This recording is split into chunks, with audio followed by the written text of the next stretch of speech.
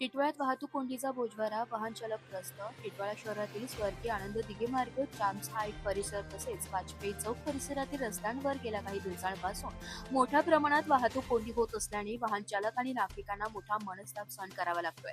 विशेषतः सकाळी आणि सायंकाळी गर्दीच्या वेळी त्या मार्गावर वाहनांच्या लांब रांगा लागत असून नागरिकांना आपल्या गंतव्यस्थानी पोहोचण्यासाठी अतिरिक्त वेळ खर्च करावा लागत आहे.